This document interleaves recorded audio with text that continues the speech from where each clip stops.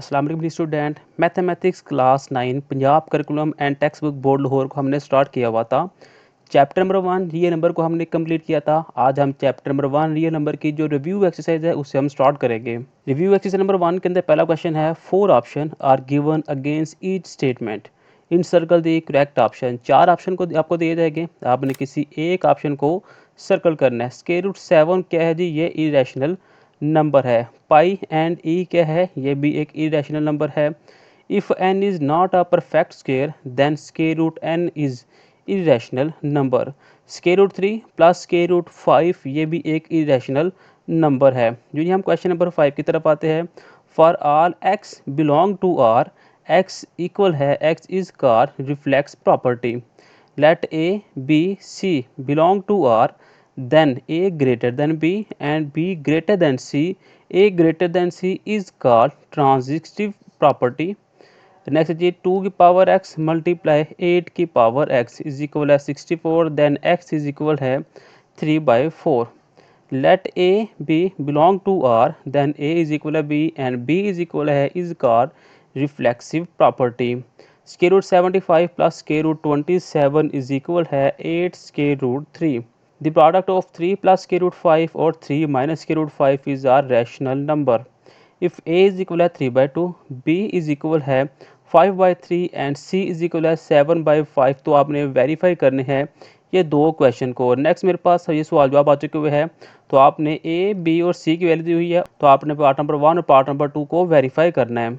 यहाँ पे सबसे पहले हम इस पार्ट को वेरीफाई करेंगे। यहाँ पे मेरे पास है लेफ्ट हैंड साइड और इक्वल है राइट हैंड साइड के। लेफ्ट हैंड साइड का जो आंसर है वो राइट हैंड आंसर के इक्वल आना चाहिए। तो सबसे पहले हम लेते हैं लेफ्ट हैंड साइड को। यहाँ पे हम लिख लेते हैं लेफ्ट हैंड साइड, और यहाँ पे मेरे पास ये हुआ है ए, ब्रैकेट के अंदर है बी प्लस सी, और ये ब्रैकेट क्लोज है।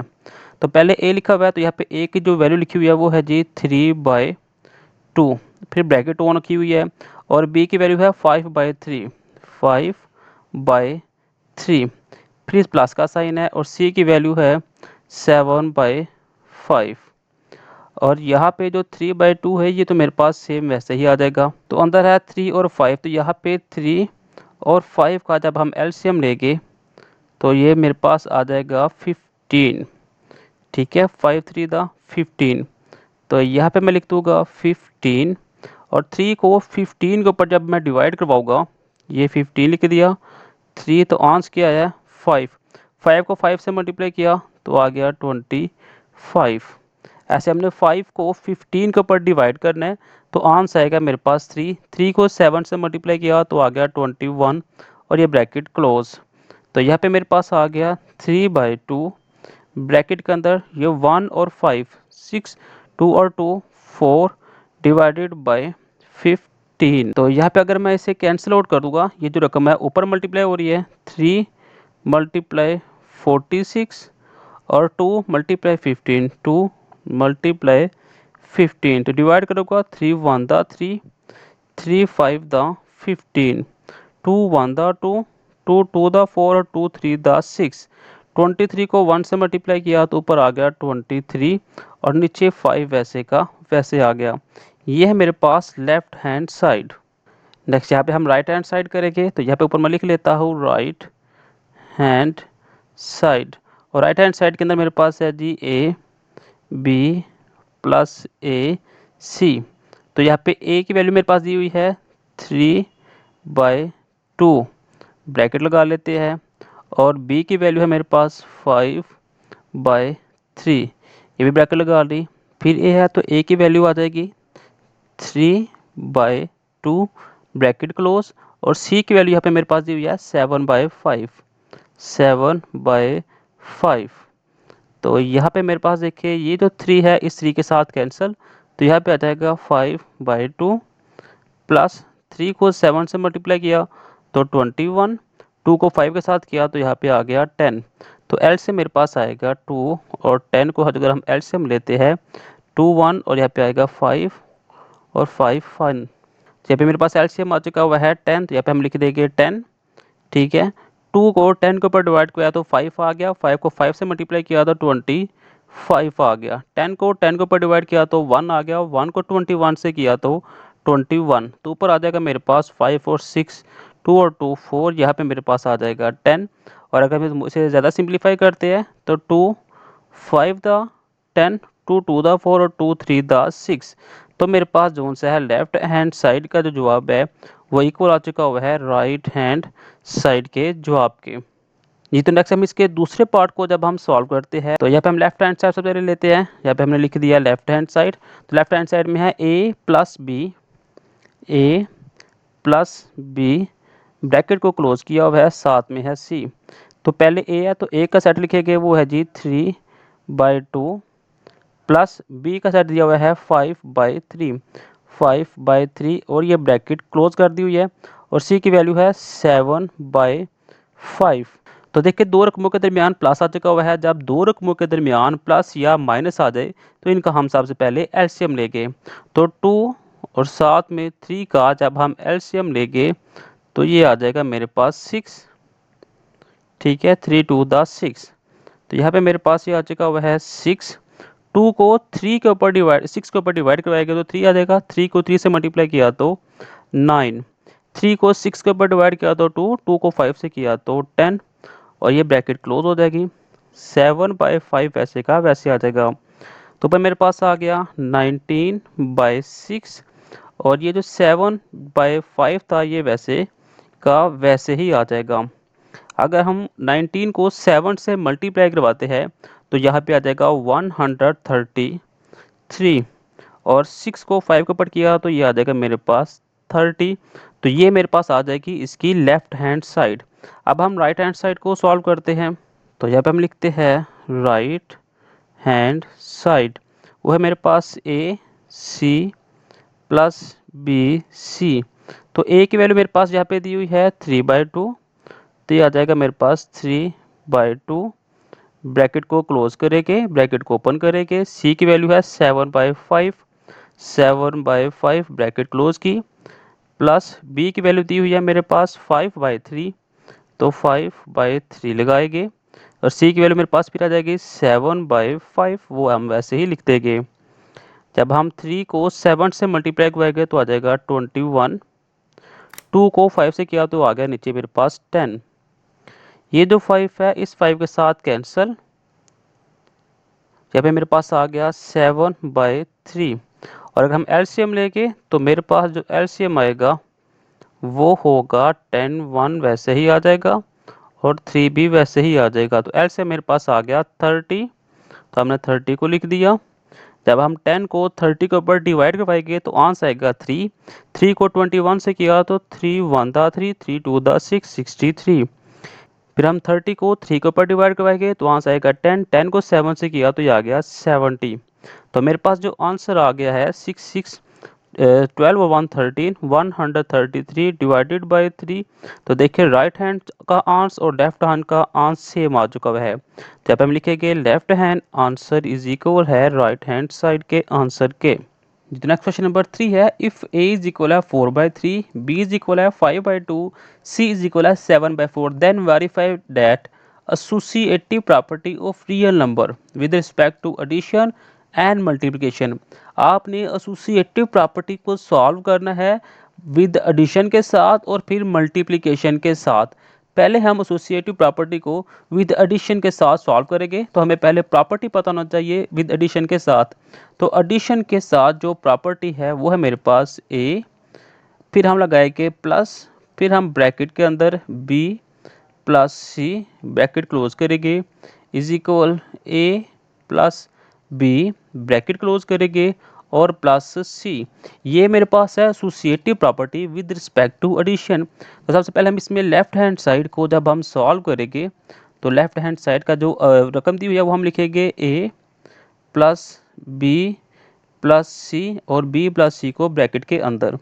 तो ए की जो वैल्यू है वो है जी 4/3 प्लस बी की वैल्यू है 5/2 प्लस सी की वैल्यू है 7/4 और ये ब्रैकेट क्लोज।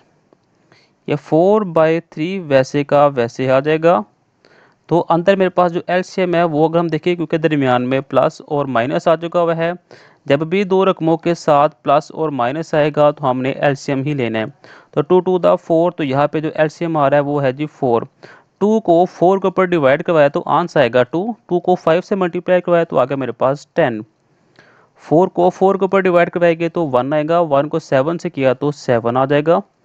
और ऊपर मेरे पास आ जाएगा 4/3 प्लस 17/4।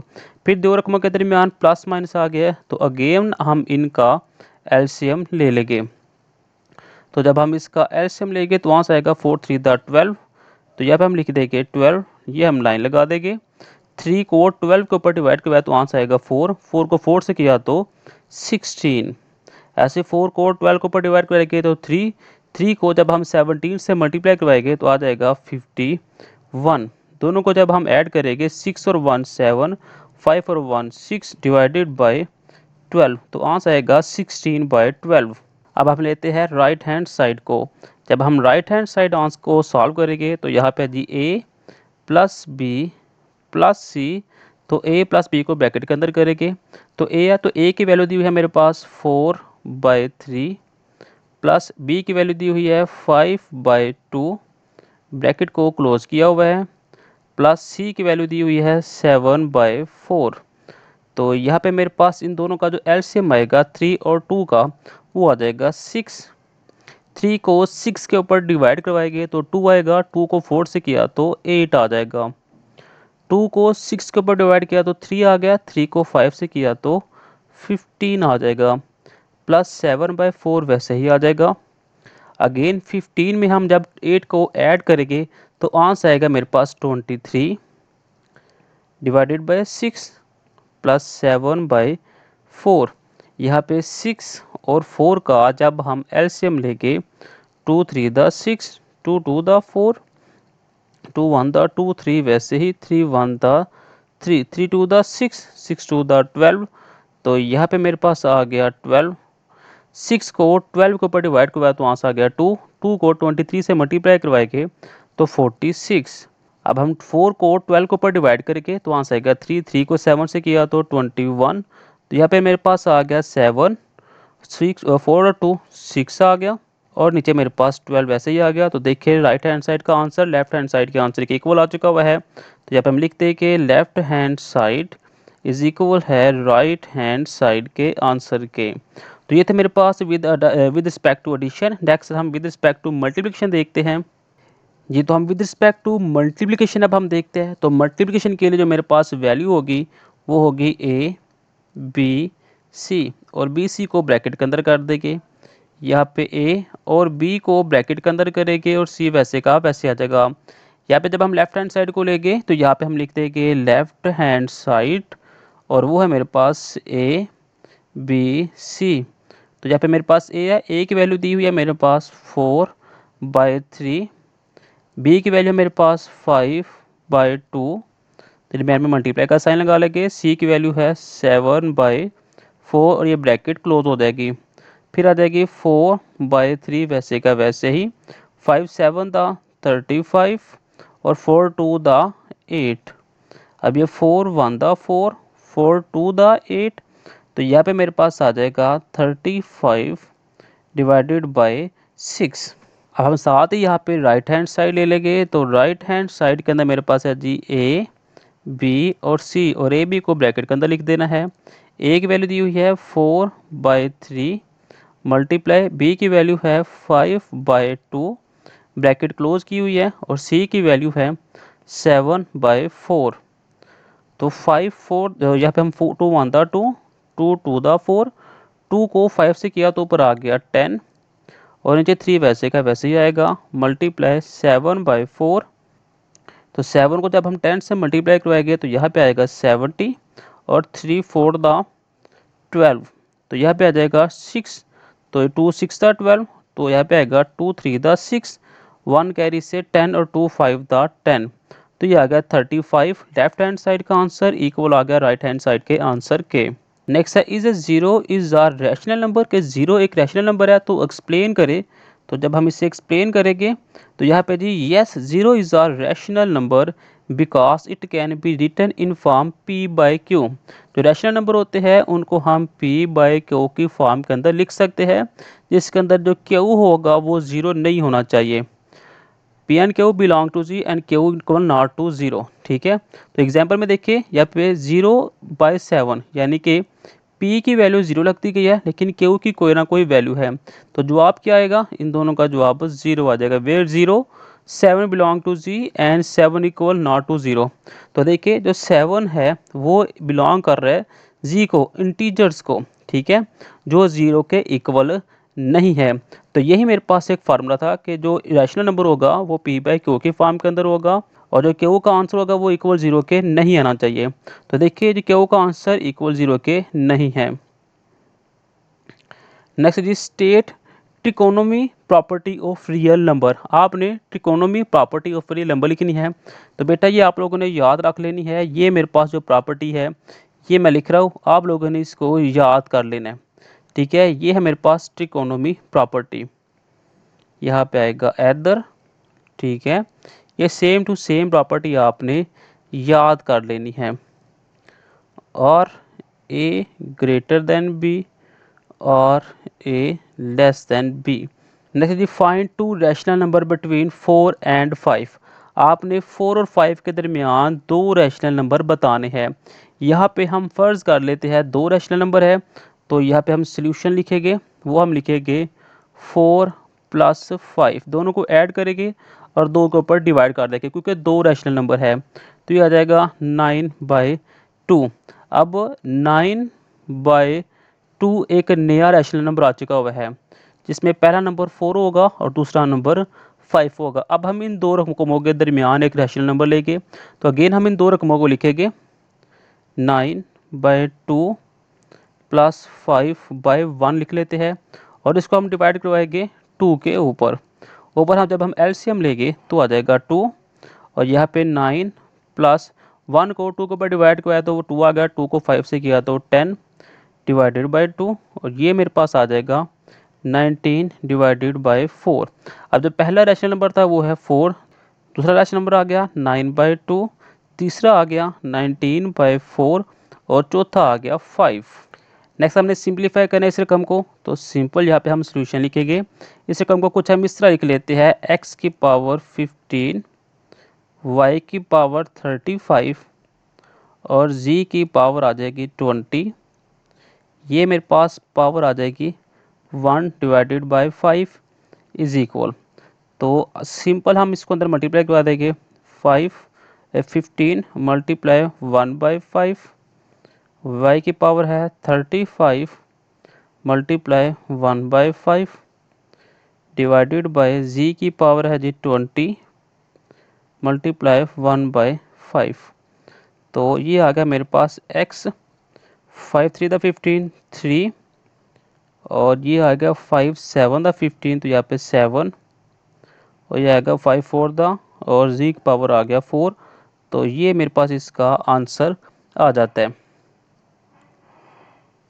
नेक्स्ट हमने इसको सिंप्लीफाई करना है, तो सिंपल सोल्यूशन लिखेंगे 27 की पावर 2x, और होल की पावर क्या आ चुकी हुई है 1/3।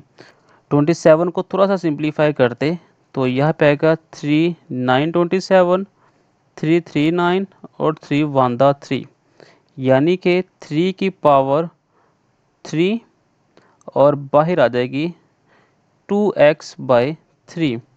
इसे अगर हम ओपन करेंगे तो 3 की पावर 3 मल्टीप्लाई 2x/3, ये 3 के साथ कैंसिल, तो 3 की पावर 2x इसका आंसर है। आप ऐसे इसका आंसर लिख सकते हैं। नेक्स्ट मेरे पास एक और क्वेश्चन दिया हुआ है, हम इसे भी सिंप्लीफाई करेंगे। ऊपर दिया हुआ है 6, ठीक है, तो यहाँ पे मेरे पास ब्रैकेट लगा ले, चाहे मल्टीप्लाई करवा रहे, 3 की पावर n मल्टीप्लाई 3 की पावर 2। देखिए बेस सेम होगी तो पावर ऐड हो जाएगी, डिवाइड करवाएंगे 3 की पावर n मल्टीप्लाई 3 की पावर 1 माइनस 3 की पावर n। अब ये देखिए 3 की पावर n यहाँ पे भी है, 3 की पावर n यहाँ पे भी है, तो इससे हम निकाल देंगे कॉमन। ऊपर आएगा 6 मल्टीप्लाई 3 की पावर n मल्टीप्लाई 3 की पावर 2, और 3 की पावर n को कॉमन निकाल दिया तो अंदर रह गया 3 माइनस 1। तो ये 3 की पावर n इस 3 की पावर n से कैंसिल, ऊपर आएगा 6 मल्टीप्लाई 3 की पावर 2 हो गया 9 डिवाइडेड बाय नीचे आ गया 2, 2 1 दा 2, 2 3 दा 6, तो ये आ जाएगा 3 मल्टीप्लाई 9 और 9 3 दा 27, तो ये 27 इसका आंसर आ जाता है। Next is sum of 3 consecutive odd integer is 51, कि 3 आपने कंसेक्यूटिव ऑड इंटीजर लिए और उनका आंसर आया 51। आपने वो 3 इंटीजर्स निकालने हैं। हमने कहा कि फर्स्ट ऑड इंटीजर है x, सेकंड ऑड इंटीजर है x प्लस 2 और थर्ड ऑड इंटीजर है x प्लस 4, x प्लस 2 इसलिए रख दिया क्योंकि यहाँ पे अगर हम कोई ऑड इंटीजर रखेंगे जैसे कि 1, तो 1 प्लस 2 आंसर क्या आएगा 3। ये एक ऑड इंटीजर आ चुका हुआ है। ऐसे हमने अकॉर्डिंग टू दिस कंडीशन लिखा, तो पहली दूसरी तीसरी कंडीशन को, तीनों कंडीशनों को हमने ऐड किया, इज इक्वल 51 रख दिया। ये एक x, ये एक x, ये एक x, तो आ गया 3x प्लस 4 और 2 6 इज इक्वल है 51। 3x ऐसे ही आ गया। 51 को हम इसी के साथ माइनस कर देंगे तो आंसर आएगा 3x इज इक्वल है 51 में से अगर हम निकालेंगे तो आ जाएगा 45। ये 3 को हम डिवाइड करवा देंगे तो x का आंसर आएगा 45 डिवाइडेड बाय 3 और x आ जाएगा 3 1 दा 3 और 1 कैरी यहाँ पे 15 और 3 5 दा 15। अब हम यहाँ पे लिखेंगे कि जो फर्स्ट ऑड इंटीजर आया था, ऑड इंटीजर आया था वो था x और x का आंसर यहाँ पे क्या निकल आया है 15। जो सेकंड ऑड इंटीजर था वो था x प्लस 2, तो x जगह पे 15 प्लस 2 तो यहाँ पे आ जाएगा 17। जो थर्ड इंटीजर था वो था x प्लस 4, तो यहाँ पे आएगा 15 प्लस 4 तो वो आ जाएगा 19। क्वेश्चन नंबर 9 है जी, Abdullah picked up 96 ball and placed them into 2 buckets. One bucket has 28 more balls than other bucket. How many balls were in each bucket? तो यहाँ पे हम लिखेंगे सॉल्यूशन कि जो टोटल बॉल्स कितनी थी, टोटल बॉल्स वो थे मेरे पास 96। यहाँ पे हम लिखते हैं let the number of balls, that the number of balls put one bucket, यहाँ पे हम लिख देंगे कि वो है x। फिर हम लिखेंगे number of balls, number of balls put in other bucket, other bucket, तो उससे हम लिख देंगे x प्लस 28, क्योंकि यहाँ पे इसने कितना बोला था 28 को। तो कंडीशन हम लिखेंगे तो वो आएगी x यानी कि नंबर ऑफ बॉल और नंबर ऑफ बॉल जितनी उसके अंदर गई है वो आ जाएगी 96 इक्वल के, ये हो जाएगा 2x इज इक्वल है 96 माइनस 28, तो 2x मेरे पास यहाँ पे आ रहा होगा 68 के, तो x मेरे पास यहाँ पे रहेगा 68 के नीचे हम 2 लिख देंगे, तो x की जो वैल्यू आएगी 2 3 दा 6 2 4 दा 8। तो जो नंबर ऑफ वन बकेट के अंदर आया था वो है मेरे पास x, तो x का आंसर क्या आएगा 34। जो अदर बकेट के अंदर थे वो थे x प्लस 28, तो आएगा 34 प्लस 28 और ये आ जाएगा मेरे पास 62। ये तो क्वेश्चन नंबर 10 है, Salma invested ₹3,50,000 in a bank. Salma ने 3,50,000 पे एक बैंक के अंदर इन्वेस्टमेंट की है, विच पे simple profit at the rate of 7.1/4% per annum after 2 year. 2 साल तक उसे जो प्रॉफिट हो रहा था वो था 7.1/4%। द रेट वाज इंक्रीज 8%, फिर 8% जो वैल्यू थी वो इंक्रीज हुई 7 साल बाद। आपने फाइंड करनी है amount she had the end of 7 year, जब 7 साल गुजर गए फिर उसके बाद कितनी रकम बन गई थी। यहाँ पर हम लिखेंगे सॉल्यूशन। सबसे पहले हम लिखेंगे प्रिंसिपल अमाउंट। यहाँ पे हम लिखते हैं प्रिंसिपल अमाउंट यानी कि टोटल जो अमाउंट होती है। यहाँ पे हम लिख देंगे प्रिंसिपल अमाउंट वो है 3,50,000 रुपीज़। फिर हम लिखेंगे रेट ऑफ 2 ईयर, जिसे हम R1 का नाम दे देंगे। वो थी 7/1/4%, जो कि बनती है 29/4%, जिसे हम निकाल के रख देते हैं 7/25%। फिर हम लिखेंगे टाइम, तो टाइम फॉर रेट, पहले रेट का जो टाइम था वो कितना था जी, 2 ईयर। ठीक है। फिर हम रेट फॉर नेक्स्ट ईयर लिखते हैं रेट ऑफ 5 ईयर, इसे हम R2 कह देंगे। वो कितना था जी, वो था 8%। देखिए सवाल की स्टेटमेंट क्या थी कि टोटल कीमत कितनी थी, 3,50,000 रुपये। 2 साल तक जो मुनाफा होता रहा वो 7/1/4 था, जिसे सिंप्लीफाई करके 7.25 आ गया। और टाइम कितना था पहला, 2 साल का। फिर 5 साल के बाद 8% हो गया। और यहाँ पे जो इन्वेस्टमेंट अमाउंट के साथ फार्मूला आएगा वो आएगी, अमाउंट आएगी I1 प्रिंसिपल अमाउंट। यहाँ पे मेरे पास रेट आ जाएगी पहले साल का, टाइम आएगा पहले साल का, और डिवाइडेड बाय 100। तो यहाँ पे आएगा 3,50,000 मल्टीप्लाई R1 कितना है 7.25 मल्टीप्लाई टाइम कितना है 2 साल, और डिवाइड किसके ऊपर 100 के ऊपर। ये 2 ज़ीरो इन 2 ज़ीरो के साथ कैंसिल।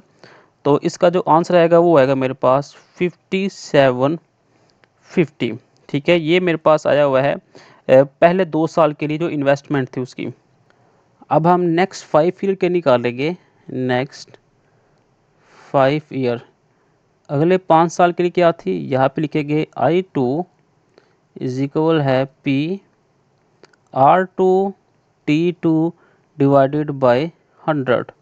तो प्रिंसिपल अमाउंट कितनी थी, 3,50,000 मल्टीप्लाई R2 कितना था 8%, और टाइम कितना था 5 साल, डिवाइड कर देंगे 100 के ऊपर। ये 2 ज़ीरो के साथ कैंसिल।